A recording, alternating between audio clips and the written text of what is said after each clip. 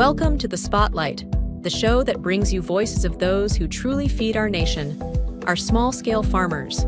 Whether you're a farmer, a consumer, or just someone who cares about where your food comes from, this show is for you. This is The Spotlight, where small-scale farmers lead the discussion towards a just and resilient food system.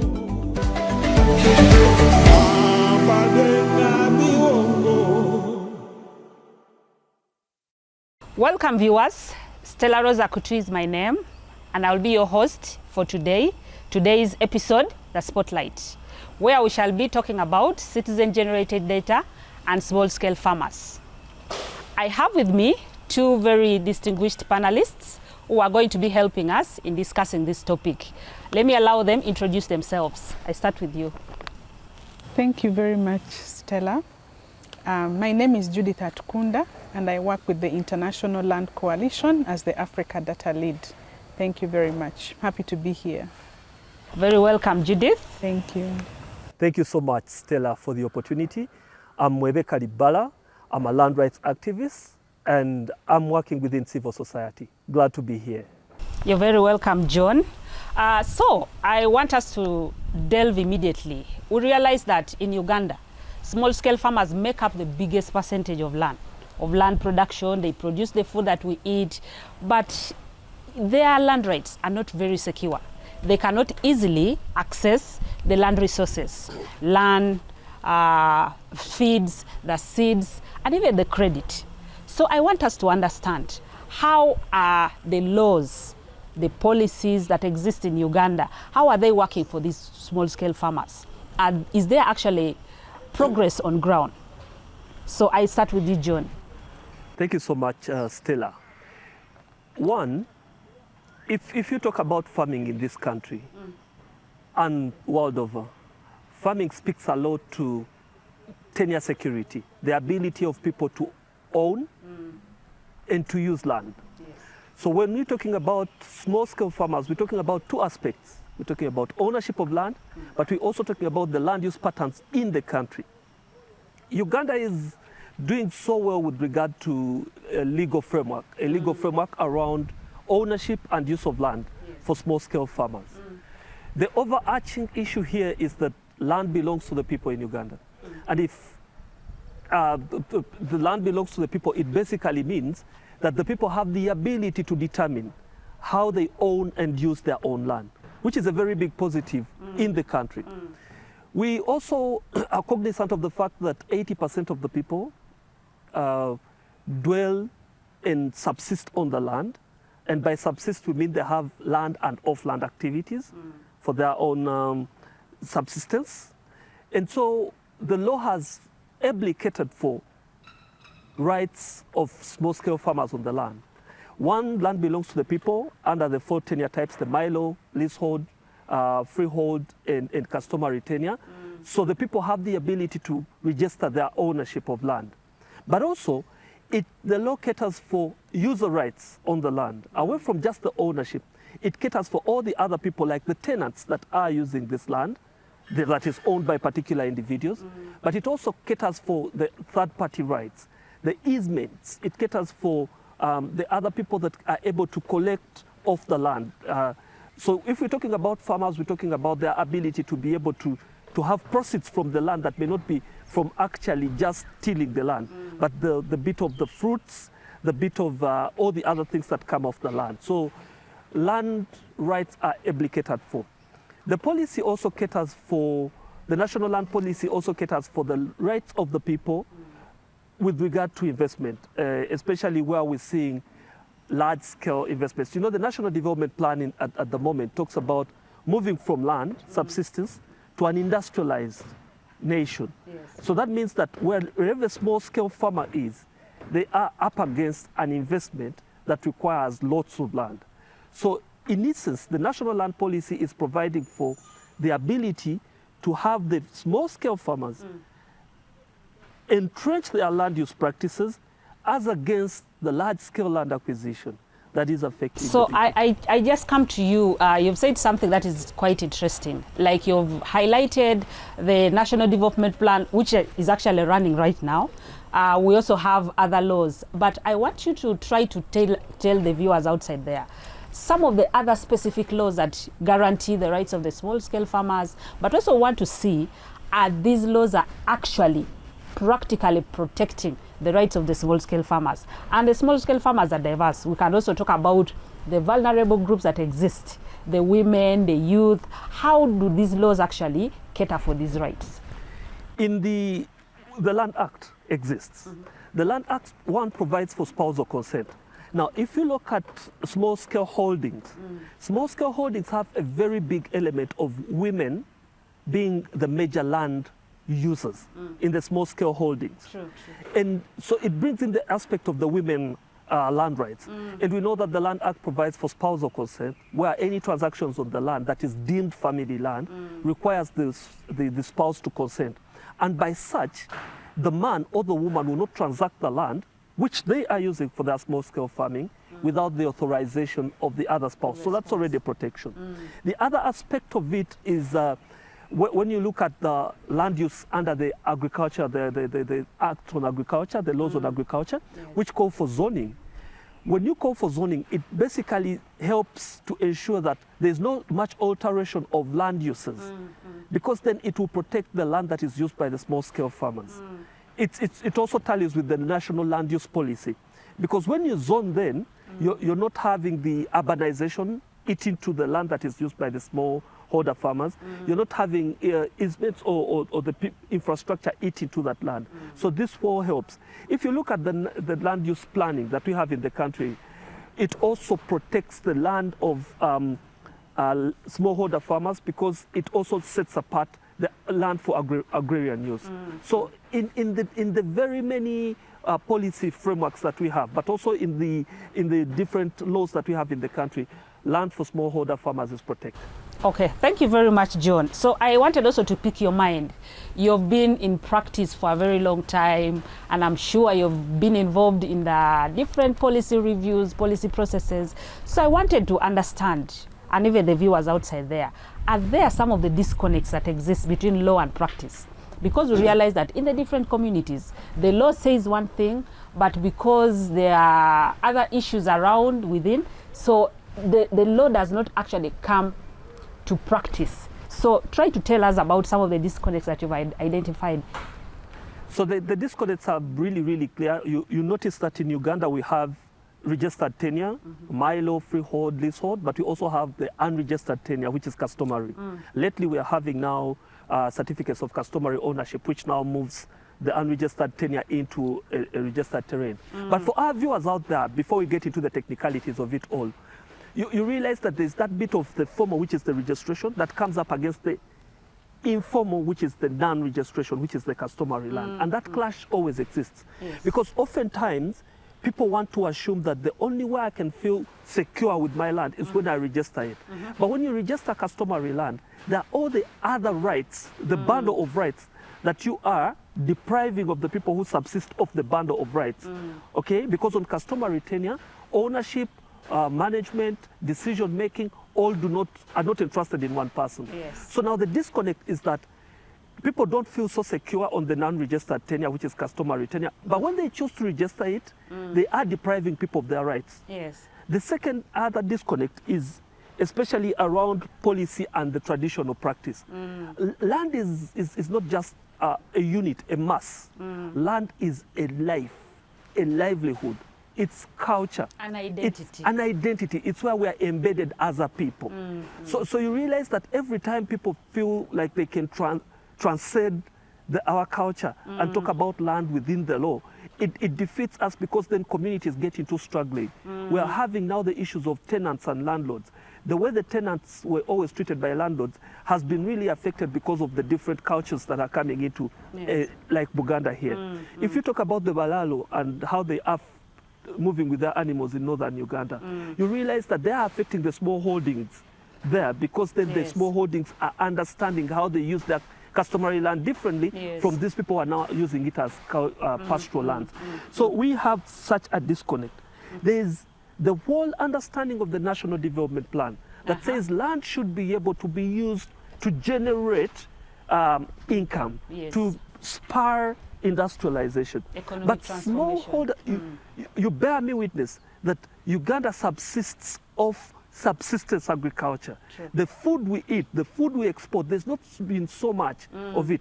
Now, if you say that large-scale land acquisition for investment to move our national development, like we said, up against smallholder farming, Exactly. you are missing a point at one point, because this should not be a substitution. It Yes. should be complementary. Exactly. To see that, Coexistence. yes, that smallholding coexists, because not all Ugandans are able to move into the market. But also, if you look at the geopolitics, if you look at the dynamics in the world now, are we talking about producing for us, or we are talking about large-scale production for another market? Yes. Because yes. then you're talking about the dynamics of trade, you're talking about the dynamics of agriculture, you're talking about investment, but you're not talking about the human face Exactly. of the people who are living off the land. The social aspect. The social aspect. If we relate it with the sugarcane growing in this country, you know, it has been so messed.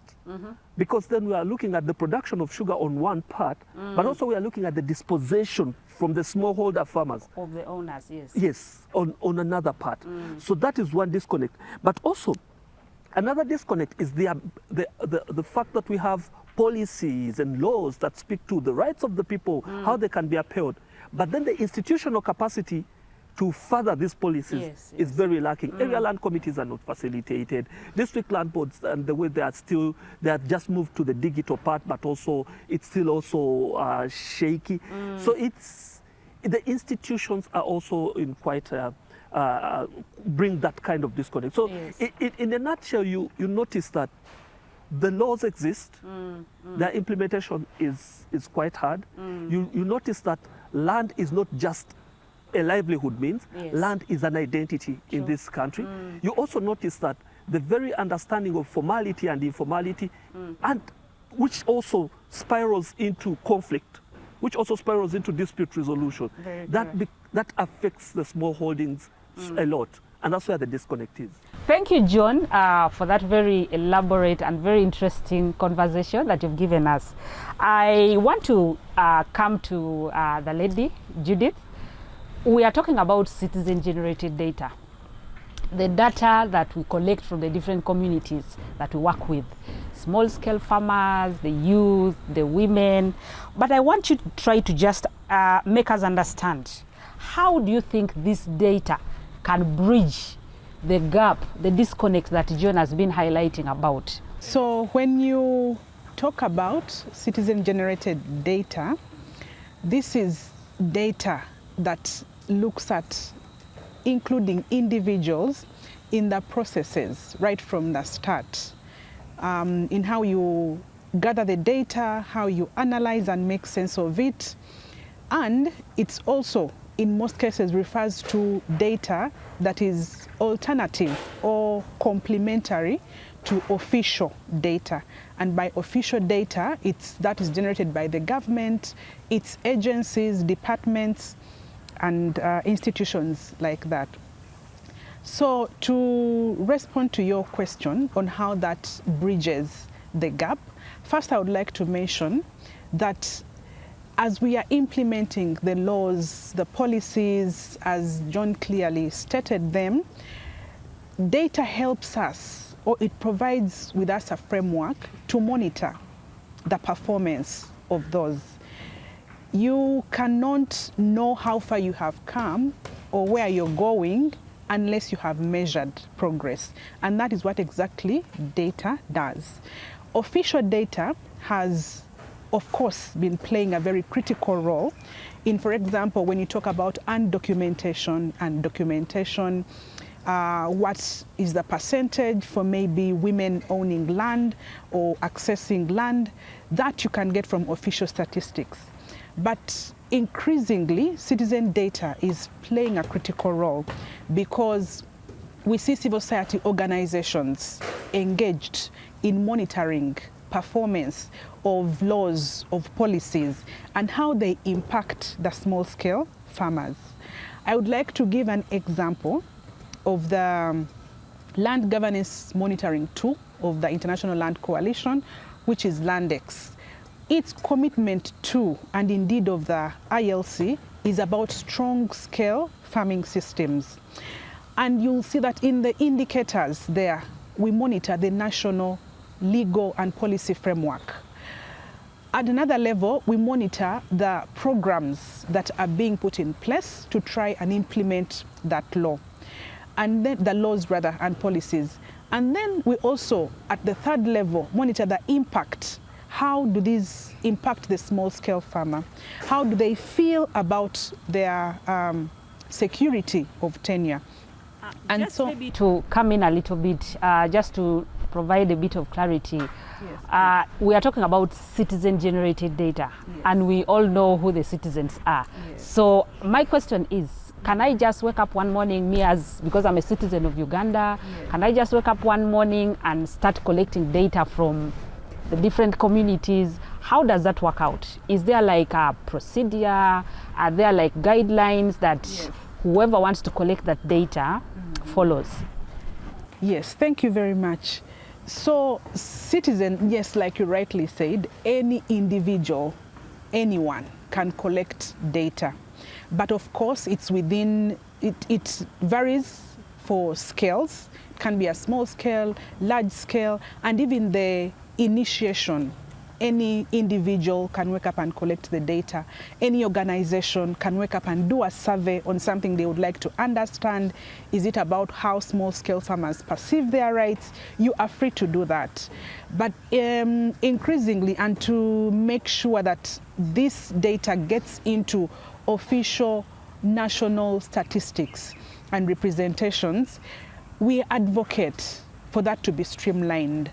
And for the case of Uganda, I would like to mention that the bureau that's responsible for statistics, that we know, the Uganda Bureau of Statistics, has a tool on citizen-generated data, a toolkit, and this is to guide whoever would like to collect data on any aspect, including small-scale farmers. There are guidelines that you have to follow, at least the bare minimum, how you collect, who you engage, and how you engage them. And that follows the whole cycle. When do you start to identify samples? What kind of data do you want to collect, and how do you collect it? All of that is laid out in that data toolkit. And to speak maybe globally as well, because a lot of the frameworks we work with come from the global space, there is a framework also on citizen-generated data. There are platforms like the UN Collaborative on citizen-generated data. So that is where we get all of this and then try to realign with what is workable for Uganda and for the rest of the of Africa, where we would like to implement things like that. Thank you, Judith. I just want to follow up on your conversation a little bit again, just to try to find out what are the kind of issues that this citizen-generated data helps us to uncover, as opposed to the traditional data sources. Are there any new things, any emerging issues that come in that we can be of interest to the different civil society organizations or to anyone who wants to venture into citizen-generated data? I think I would say that in most cases, this data is very specific and very qualitative. It will take into consideration, especially when we are measuring impact. So qualitative, try to break it down for us. What does qualitative data mean for us to understand? So qualitative versus quantitative. Quantitative would be more presentation of, say, statistics. 80% of women don't feel secure, or 25% have their land rights documented. That in most cases is the thing. But the characteristic that is very common of citizen-generated data is that it will go down to ask this particular woman, how do you feel about your security of tenure, for example? And that will be aggregated to give a representation. Yes.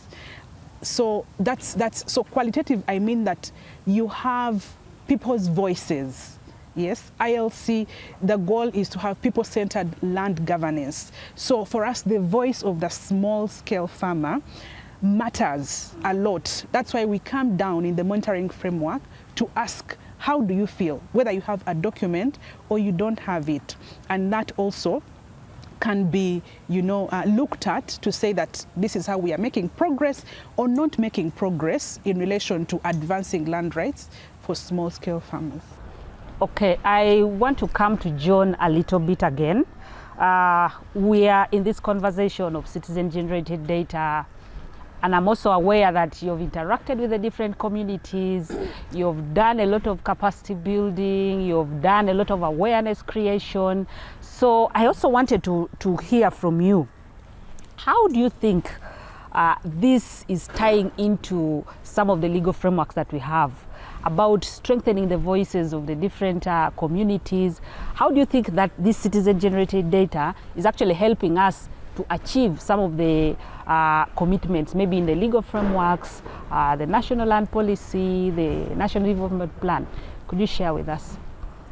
In any setting, the demand for amendment of the laws or the requirement of a review of policies, the 10-year requirement of a review of policies, is because the interventions that have happened are presumed to have made a difference.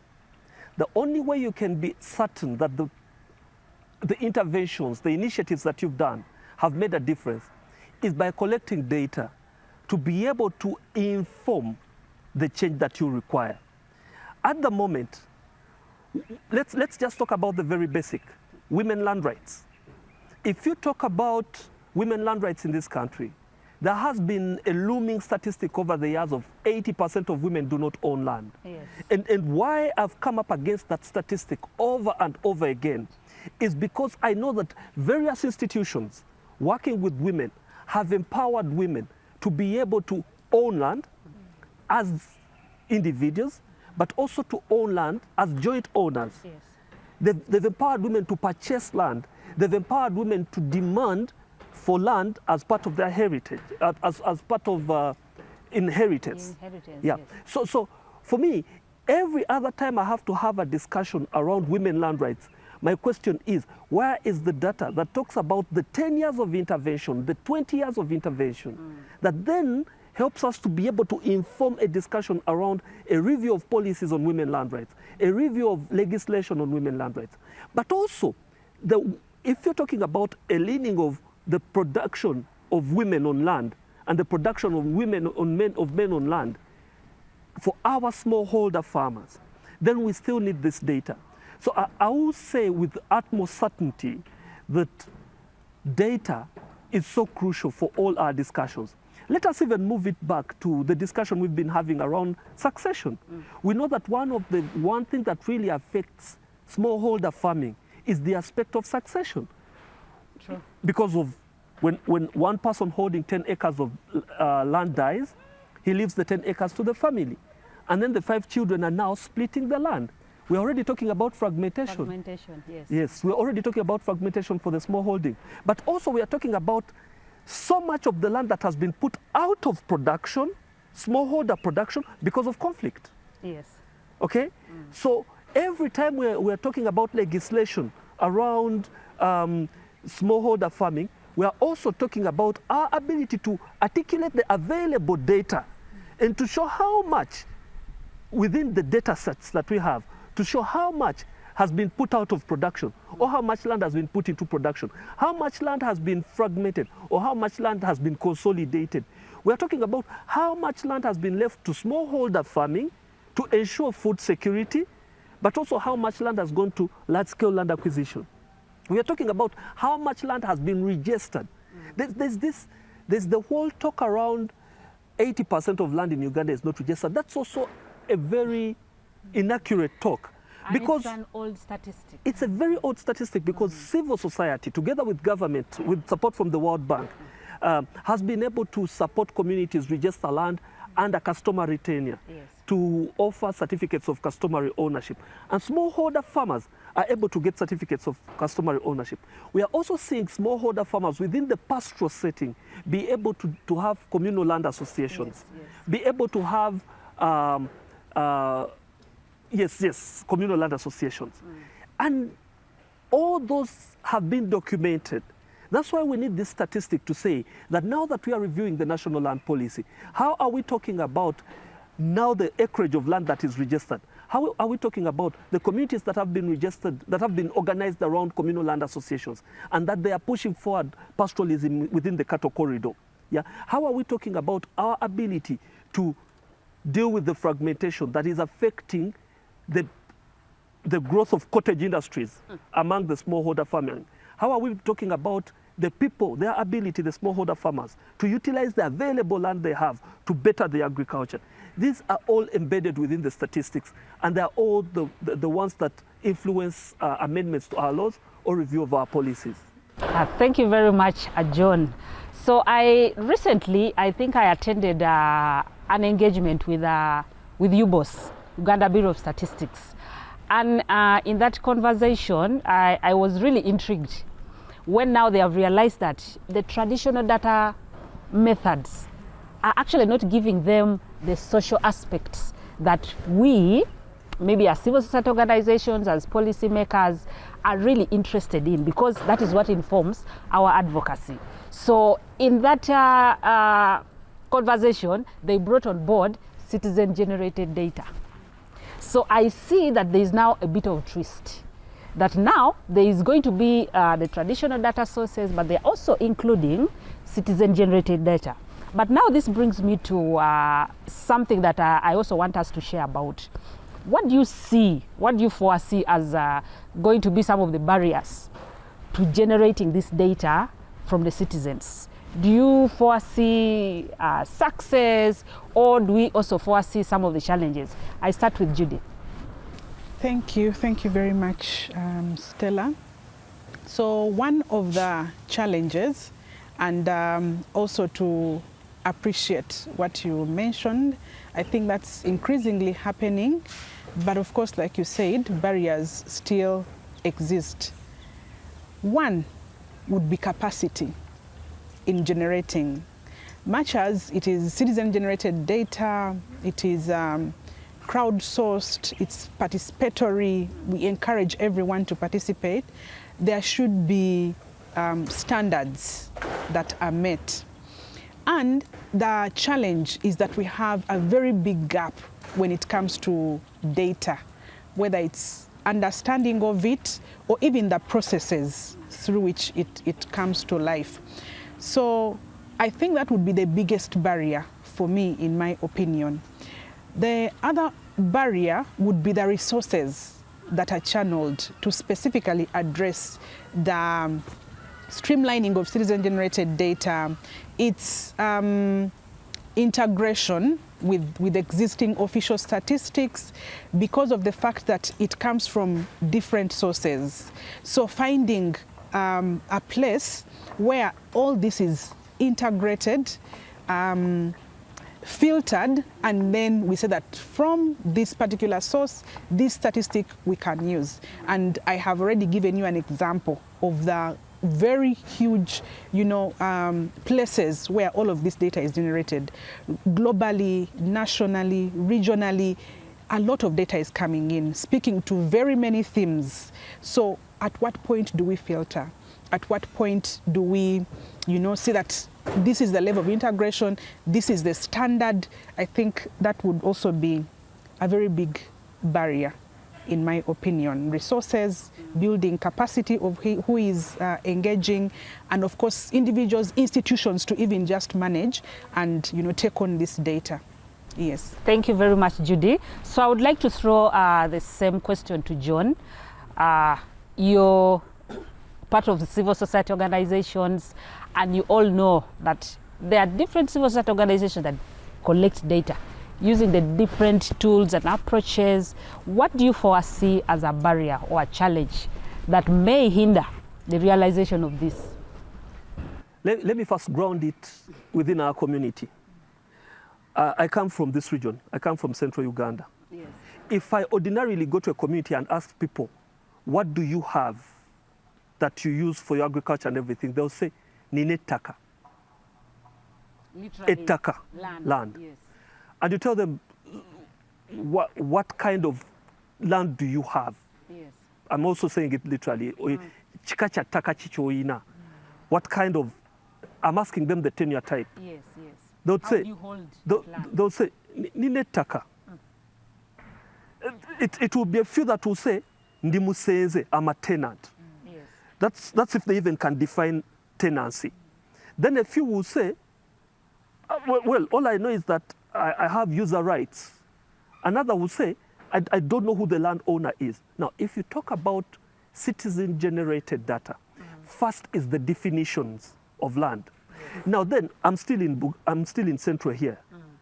Estella Akutui comes from Teso. Yes. Because from Teso they do not have Milo, they do not have a tenant and a landowner. When Estella Akutui comes and buys land here, she'll simply say, I have land, Yinetaka. Yes. She will not be certain whether she has Milo. Then we step it higher to registration. You say, okay, Stella, you have land here. What do you have? He says, my land is registered. Yes. Registered with what? I have a sales agreement. But then, you know, Stella may not actually know that there's a chapa, a land title. She may also not know that the person who actually sold land to her, because she bought the land from an LC, but the LC may not even be a valid tenant. Yes. LC is a local council, but not be. So every time we talk about citizen-generated data within our communities, we run a challenge of definitions. Very many of them coming in. Because land is so diverse with the way we sit on it culturally and everything. It means different things to different It people. absolutely, land means different things to different people. Yes. And so it gives us that extra task to define what land means in different contexts. But you see also, the challenge with that definition within the community then is that you offset the community from what they know as land holding. So they still work around working with the communities to get these definitions. Now I get to the civil society. Yes, I've been around quite a bit within civil society. And I've dealt a lot with registration supported by civil society.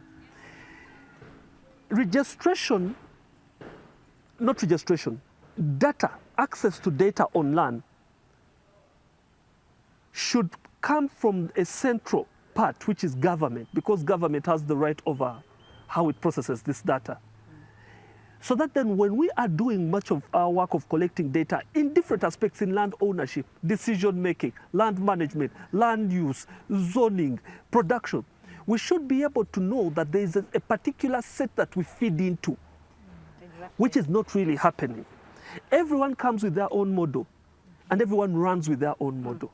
And these models are generating a lot of authentic information, Yes. but information does not fit within the set that government, who is the official bearer of this information and official and the one who officially puts out this information. So much of the data that we capture as civil society is not captured within Uganda Bureau of Standards, because we are also not so well advised into getting to deal with government directly as we pick, process, and put out this information. A lot of publications have gone out. Yes. If today you're going to write about refugees and how they are affecting smallholder farming, you're going to find a plethora of information in different publications. But where is it centralized to be able to speak to its authenticity? That's where we have a challenge.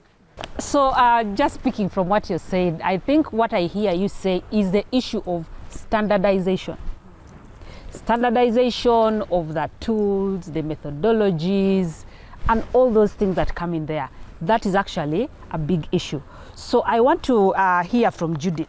How do we ensure that actually the farmers are protected? We are now talking about the issues of data protection. We now know that there is a law on data protection. How do we envisage protecting the rights of the small-scale farmers who give us that information? So I just want to hear from you an opinion on that as we wind up. Yes, thank you, Stella. And I think that's right where we have been. Ensuring that they are protected. First, citizen-generated data gives them the opportunity to be part of that process. It is the farmer that's going to tell you that they feel secure or they don't feel secure.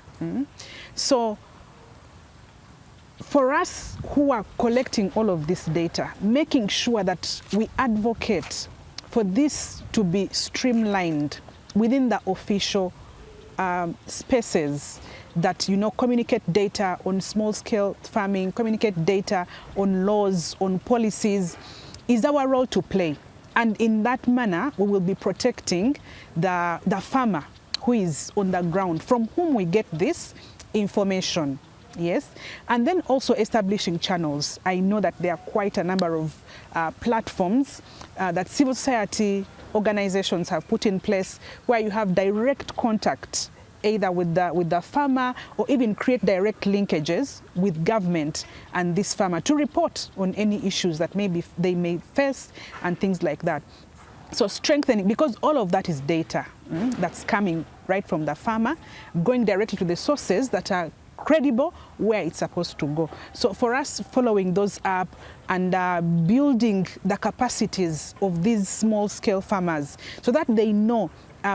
My colleague here talked about even definitions of what is land, what does it mean. So for them to relate with their everyday definitions of land and what is provided for in the law is also another step to protecting them, so that they understand when the law says this, this is what it means, and this is how it translates to my understanding and relations to this particular piece of land. So it's a whole set of, you know, opportunities here and there through which civil society comes to try and strengthen, to try and protect these people. Thank you very much, John and Judith. So just to close this conversation, you've shared with us very instrumental information that I'm sure the viewers and listeners outside there are going to use to their advantage, because now there's a shift. Other than us focusing on traditional data sources, we're now bringing in a different layer, which ideally works best for us. For us who are doing advocacy, decision making, it's very good information that we need to get. But how do we ensure that our farmers are actually protected? How do we ensure that they are empowered to actually give out this information? Are they giving it out of the desires of their hearts, or are they coerced to actually give this information? Because we know anything can happen in our communities. When we want certain information, we can get it. So thank you very much for sharing with us this very insightful conversation. I want just to give you 1 minute each to just give your closing remarks, anything you want to share to the viewers, either to a policy maker, something specific, an action point that you want to share out there. Let's start with John. So smallholder farming has sustained this country for many years, for as long as all of us have been alive. We know that the country needs to develop, and our National Development Plan speaks to that. But we also should always remember the position of smallholder farming and the ability to have it metamorph into the large-scale industrialized setting that we have. How do we want to do that? Tenure security stands central. Be able to help the farmers protect their land through registration. Yes. And also be able to deal with land use. If we are to deal with the land use and be able to prevail upon the land use changes that are depriving farmers of the ability to use and own land, we will have done a great service to the small-scale holdings in Uganda. And thanks for the opportunity. It's been a pleasure being a part of this discussion. Thank you very much, John. John is really emphasizing tenure security and land use. How do you use your land? For what purpose? Judy? Thank you very much, Stella. My closing shot would be that it's always important to reflect, to monitor, so that then you know where you are going and where you're coming from. and citizen-generated data presents a great opportunity for the small-scale farmers to be part of that monitoring. So you are part of providing the data, you are part of looking at what the data is saying and how it is going to inform the policies moving forward. So as small-scale farmers engage in all these opportunities that come their way, they should pay attention to what data they submit, to what responses they make, because these overall influence what decisions are going to be made moving forward from any particular point in time. Thank you very much.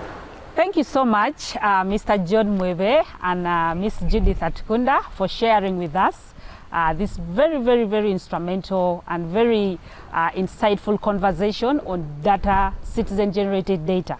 It's very important information and very timely for us as policymakers, as advocates, as civil society organizations, for us to follow. So viewers outside there, we've come to the close of this episode on the Spotlight.